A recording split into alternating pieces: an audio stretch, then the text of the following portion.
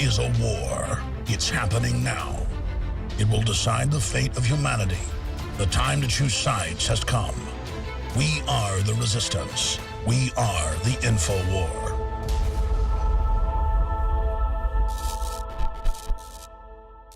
Welcome to the InfoWars Nightly News. It is Tuesday, September 30th, 2014, and I'm Leanne McAdoo. Here's what's coming up tonight.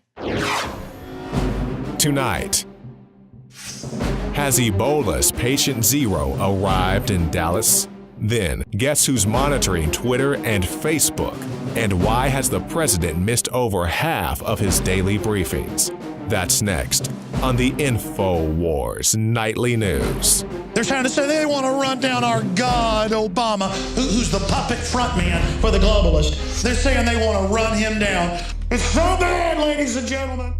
The CDC has confirmed today the first diagnosed Ebola case in the United States. The bottom line here is that I have no doubt that we will control this importation or this case of Ebola so that it does not spread widely in this country. It is certainly possible that someone who had contact with this individual, a family member or other individual, could develop Ebola in the coming weeks. But there is no doubt in my mind that we will stop it here. So the hospital says that the patient was admitted based on symptoms and, of course, his travel history, and that they've been following proper quarantine procedures as well as proper testing outlined by the CDC. But take a look at the timeline. Now, he returned to Texas from West Africa. He's here visiting family members and didn't start showing symptoms until 4 or 5 days later, but didn't start seeking treatment until the 26th. And they report that he has been isolated since the 29th. So there was a few days there where this patient is out amongst the regular people there in the hospital. Were they already putting the proper protocol in place at that point? But also, the Star Telegram is reporting that Dallas-Fort Worth Airport has no direct flights to or from Africa. So if this patient were flying, he would have had to make another connection. But they're not really concerned right now with the travel itinerary, not too concerned if other people coming from West Africa could also be exhibiting these signs of this sickness. But one thing that they do confirm is that he is here visiting his family members, and his family members have come in contact with this virus. The patient was visiting family members and staying with family members who live in this country. We will contact anyone who we think has any likelihood of having had an exposure to the individual while they were infectious. At this point, that does not include anyone who might have traveled with him because he was not infectious at that time. Now, this announcement of the first diagnosed case of Ebola in the United States comes just days after a German virologist announced that 5 million people would die in Ebola-infected nations within Africa. Now, despite attempts to reassure the public that there's nothing to worry about, the United States government has been preparing for an outbreak for months. We have been reporting about the inordinate amount of emergency supply requests that they have been making as well earlier this month. 160,000 hazmat suits were purchased, and the CDC is saying there's nothing to worry about. We can definitely control this virus. Don't you worry. But just a few days ago, the CDC was issuing warnings to funeral homes about how to prepare for Ebola victims. They gave a 3-page list of recommendations instructing funeral workers to wear protective gear while handling Ebola victims, as well as warning them to not carry out autopsies or to embalm corpses. And the station reporting this asks, if the outbreak of this potentially deadly virus is in West Africa, why are funeral homes in America being given guidelines? And of course, that's a great question. Once again, officials are really keen to stress that there's nothing to worry about. There's no cause for alarm. They want to keep the public, just calm and satiated here. But our big question is they've been preparing for this for months. They've ordered the hazmat suits.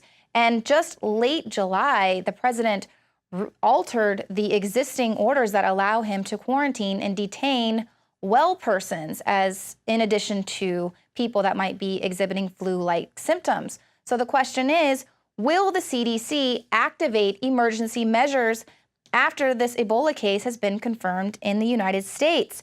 Now, currently, plans on the record allow for the quarantine of well persons as well as those who do not show symptoms of the virus. Now, the official CDC website details specific laws and regulations governing the control of communicable diseases. Now, under this, even healthy citizens who show no symptoms of Ebola would be forcibly quarantined at the behest of medical authorities, and quarantine is used to separate and restrict the movement of well persons who may have been exposed to a communicable disease to see if they become ill. These people may have been exposed and do not know, or they may have the disease but do not show symptoms, states the CDC. Now, last month, a former FDA official, Dr. Scott Gottlieb, wrote in Forbes that the CDC will invoke powers to hold a healthy person against his will in the event of an Ebola outbreak, and warned that the feds may assume too much jurisdiction to detain people involuntarily.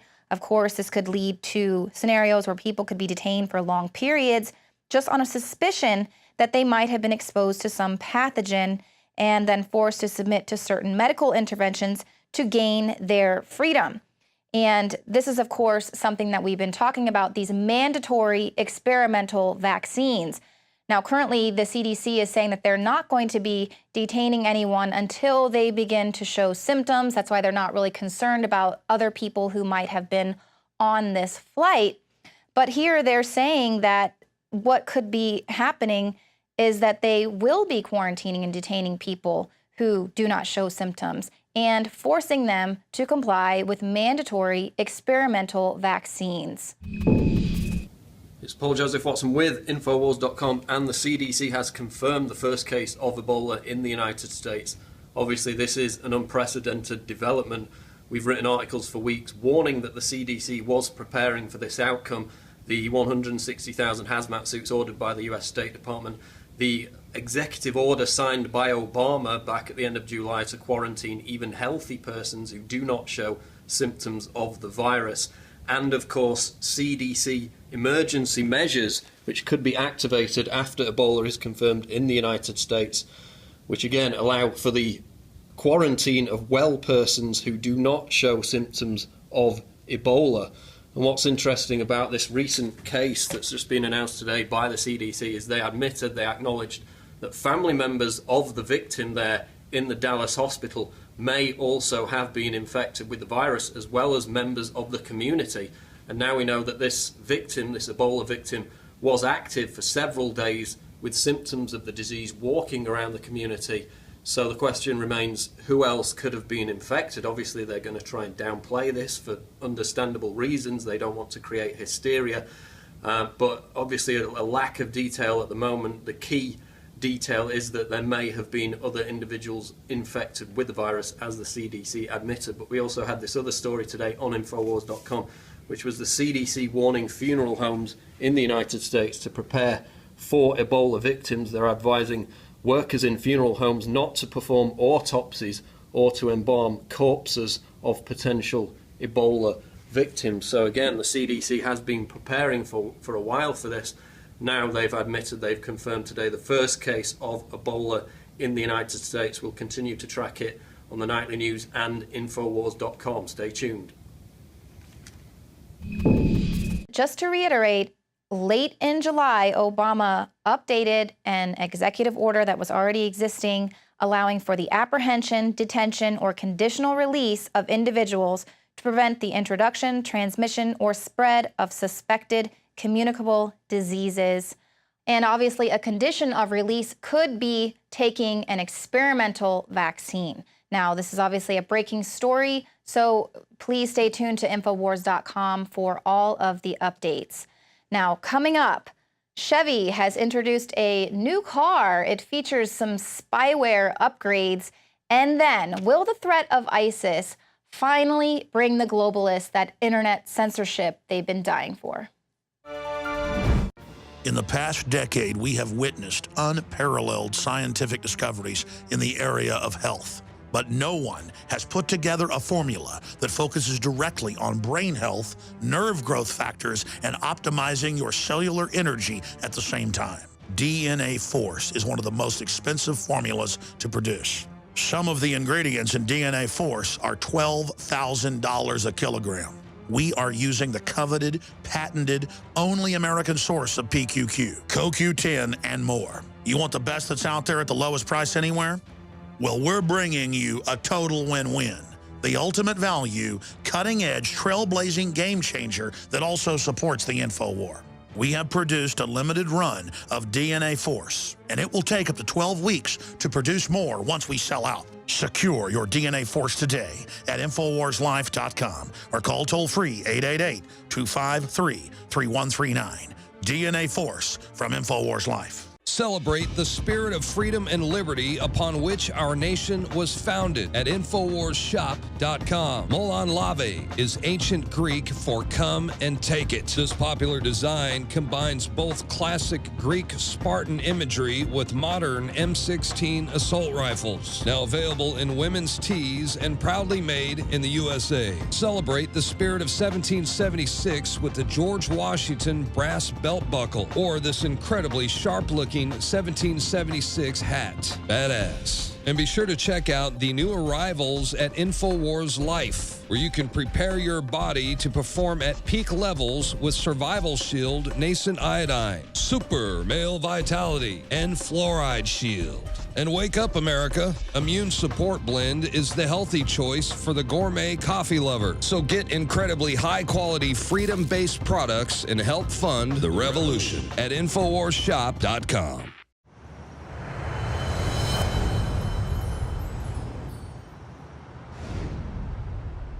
I'm Joe Biggs with InfoWars.com. Chevrolet has announced the release of their new 2015 Corvette Z06 model. Well, it has a very, very creepy feature that's going to be in it. It is called valet mode.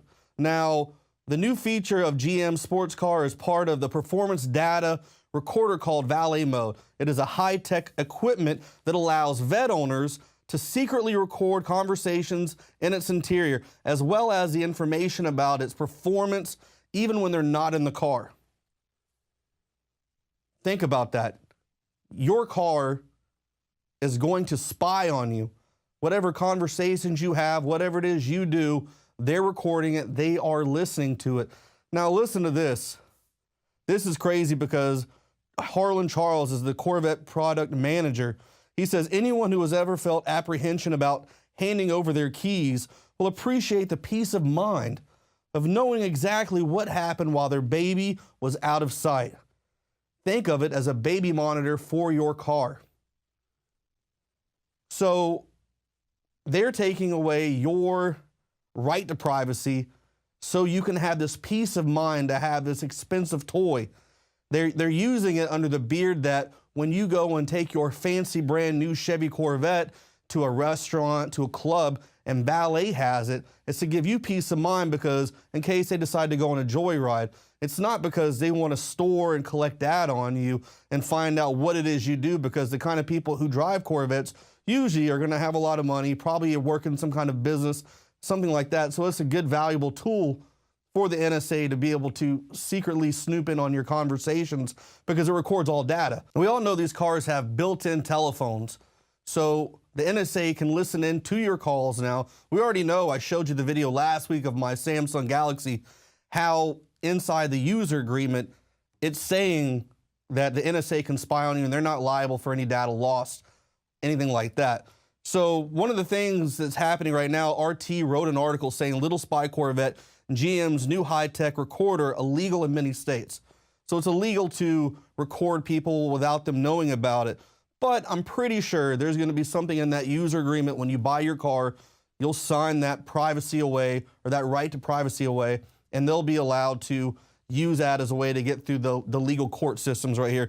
But right now they're saying General Motors is scrambling to prevent owners of the 2015 Corvette from breaking the law with the car's high-tech recording device.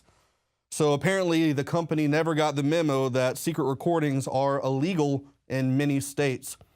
This truly is an Orwellian age that we live in. Don't let the new trendy, cool Corvette be a tool to take your liberties away, your right to privacy. I'm Joe Biggs with InfoWars.com.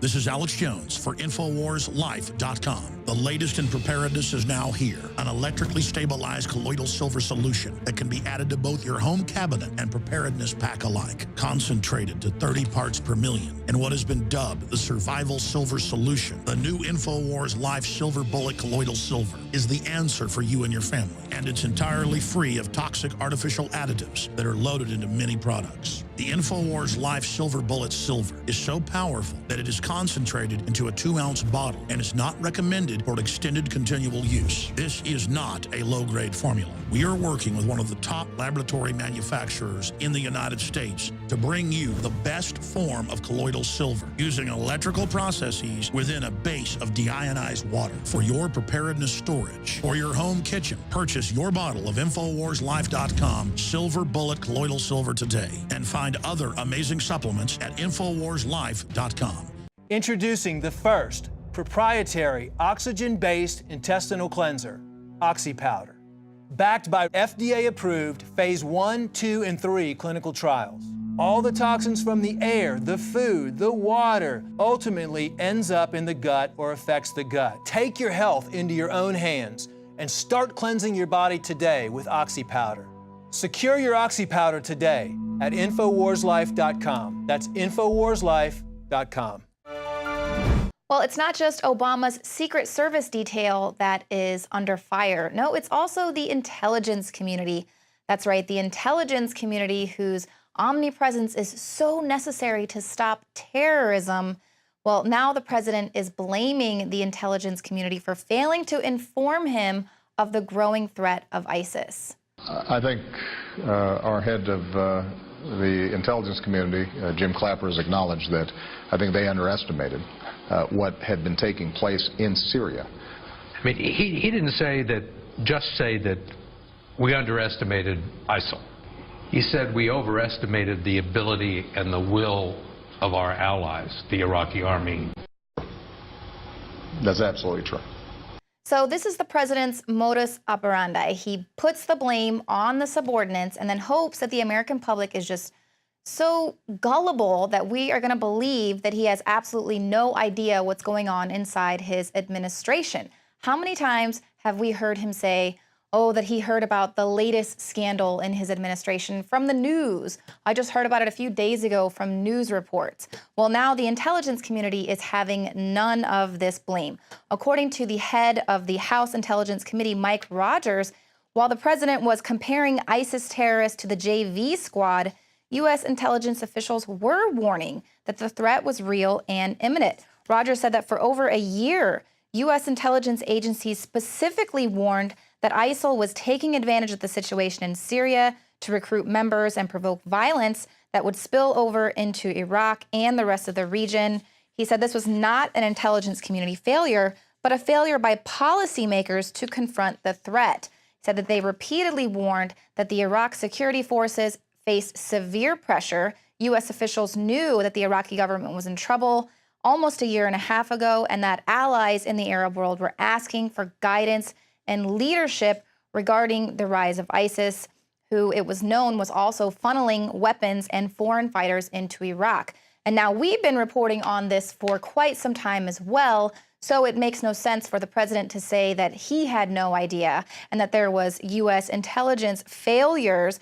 But of course, as Obama once again passes the buck, conveniently timed is this latest government accountability report. Let's take a look at it. It reveals that Obama missed 60% of his daily intelligence briefings.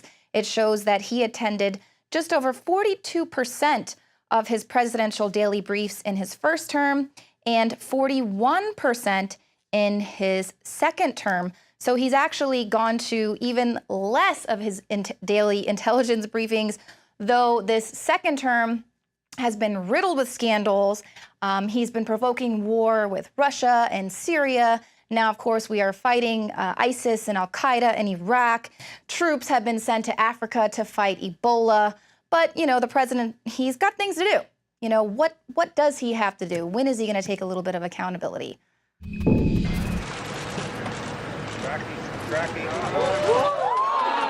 Golf addict, President Obama doesn't care that you know he played roughly 800 hours of golf on about 200 golf trips since he was crowned imperial bankster puppet in 2009. With the stock market bubble about to burst, civil unrest, a third of the country unemployed and eating from the taxpayer trough, disease, ISIS, drug cartels on our borders and inside our country. Nope, President Obama only shows up to work, according to the Daily Caller, 700 times.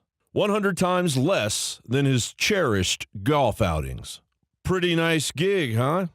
What if the average American worker got to spend more time goofing off than actually working? The average American worker is breaking their back working 2 to 3 jobs just to make rent, while Obama's corporocratic golf buddies earn 331 times as much as the average American worker. Hey, does it really matter that he teed off immediately after gripping the hearts and minds with his heartfelt speech about beheaded journalist James Foley? Let's go while we're young. You mind, sir, trying to tee off? Why should he be bothered with briefings on ISIS from intelligence since 2012 when he has a tee time to catch? There is no doubt that their advance, their movement over the last several months has been more rapid than the intelligence estimates and I think the expectations of policymakers. Well, ISIS isn't that big a deal. They're only threatening to cross our borders and take over America. But who am I or you to criticize the president? What difference at this point does it make? He's literally surrounded by incompetence. You know, I've been there for hundreds of fence jumpers, and they never make it even close. You know, we have dogs. There's multiple layers of security. There was a failure here. His hooker-crazed Secret Service can't even keep one man out of the White House. But that will probably roll out as another excuse for them not to do their job. As we all cower in fear whether or not Obama's life is safe, another question comes to mind. Is America safe under Obama? Obama has decimated the friggin' Constitution. So I don't give a damn, because if he doesn't follow the Constitution, we don't have to. John Bound, Infowars.com.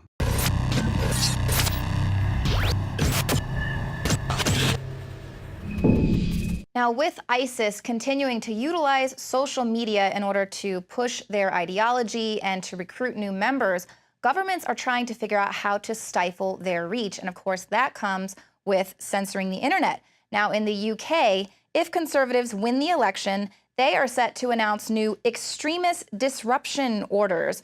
Their plans to strengthen counterterrorism. They say extremists will have to get posts on Facebook and Twitter approved in advance by the police under these sweeping rules. Now, these plans are going to allow judges to ban people from broadcasting or protesting in certain places, as well as associating with specific people if they represent a threat to the functioning of democracy. Now, these plans are to be brought in if the conservatives win the election in May, and they are part of a wide-ranging set of rules to strengthen the government's counterterrorism strategy. Extremist disruption orders would apply if a judge is convinced that an individual is carrying out their activities for the purpose of overthrowing democracy. So where do we go from here? Who gets to decide who is an extremist, who has extremist ideologies? David Cameron just said that just questioning the government is the same as joining ISIS. He just said that at his UN speech. Now, Twitter has been very busy censoring accounts that they say are pro-ISIS. Of course, they're joining Facebook and YouTube, who have been actively engaged in combating ISIS, and they're spreading their message all throughout social media. So I think that obviously this is something that a lot of people can agree on. Nobody wants to see gruesome images of them beheading people and then recruiting new jihadis like the guy in Oklahoma who was basically copycat jihadi. But now, basically, in the name of terrorism, they're saying anyone who has any conflicting views of democracy has to get permission to post things. And people are basically asking them to censor the internet, all because of ISIS and what ISIS is doing and spreading the message. Now we're basically asking for the internet kill switch. It's the old, they hate us for our freedom, so let's just go ahead and give them up. Now, if you want to know what this looks like, just take a look at what's happening in Hong Kong. They are having huge protests there, calling for democracy and political reform. Thousands of residents have taken to the streets to fight for this. So, of course, the government there sees these protests as a threat and needs to shut them down and censor them lest they cause a ripple effect throughout the rest of China. Now, we already know that the Chinese government maintains very strict controls over what can be seen on the internet and social media. They have a firewall that extends to Facebook, Twitter, YouTube. Google is rarely accessible. But Hong Kong typically does not fall under these same restrictions. Well, now any news articles, social media posts, and images about Hong Kong's pro-democracy protests are being heavily censored behind China's notorious firewall. Instagram has been blocked since Sunday, and of course, no media outlets showed the intense clash with police and protesters. Instead, if you do search for the Hong Kong protests, you're going to see blissful images of residents picnicking in the park. And they also, if you do end up finding an article about the protests, it's going to have a pro-government slant. So that's all that's being allowed to come through. But don't forget, we have plenty of people in our own government who are actively calling for Chinese-style internet kill switch and active internet controls. So take advantage of the open internet while you can. Become a Prison Planet subscriber and share all of this forbidden information with your family and friends. As always, you can share your username and password with up to 11 people at the same time. That is 11 people out there that are fighting the info war. And as always, you help support this operation. Thanks for tuning into the show tonight. We'll see you here tomorrow at 7 p.m. Central.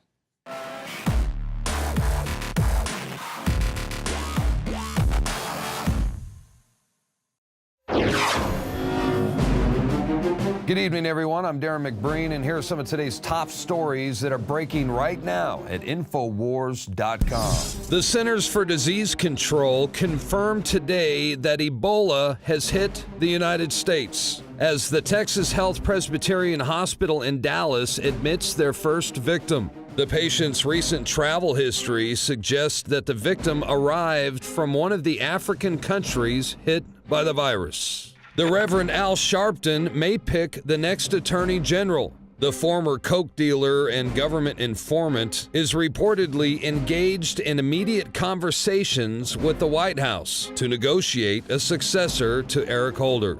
And a whistleblower releases secret tapes exposing Federal Reserve corruption as the cozy relationship between banks too big to jail and the privately owned Federal Reserve can no longer be called just a conspiracy theory. For more information plus updates and breaking news, go to InfoWars.com.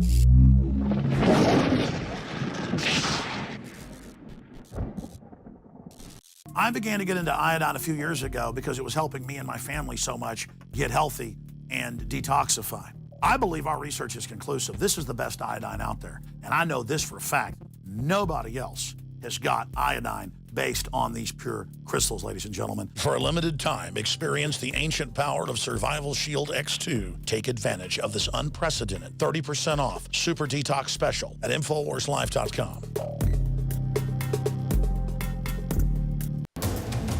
You are watching the InfoWars Nightly News, which airs 7 p.m. Central at InfoWarsNews.com. Members can share their passcode with up to 11 other people, and your support is helping us defend liberty worldwide.